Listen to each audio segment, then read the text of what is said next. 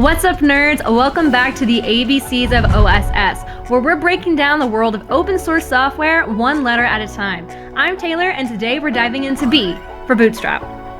Let's time travel and go back to 2011, when Twitter dropped Bootstrap on us. Before Bootstrap, if you wanted a responsive website that didn't look like it was built in the 90s, you had to write a mountain of CSS from scratch every single time.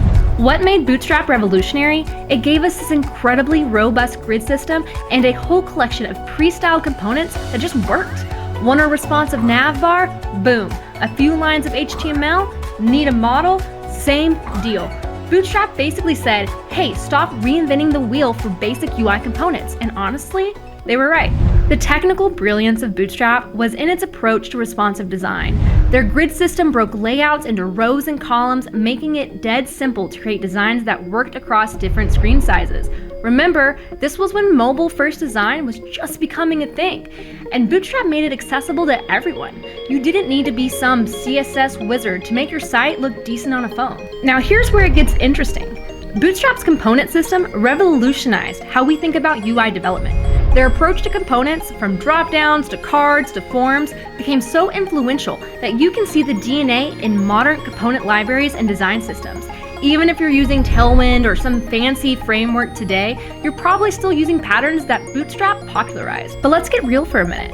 Bootstrap isn't perfect. Talk to any designer and they'll tell you about Bootstrap fatigue.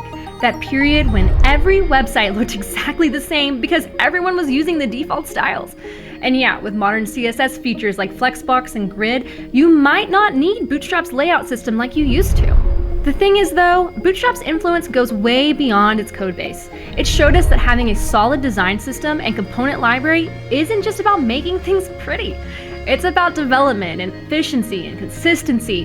It's about not having to debug layout issues across different browsers or spend hours making a drop-down menu work. That's our second letter in the ABCs of OSS. Next time, we're getting into the fun stuff, with C for compliance. Yeah, we're talking SOC 2, GDPR, and that regulatory goodness that keeps your legal team up at night. Until then, keep your code clean and your dependencies updated. Peace out.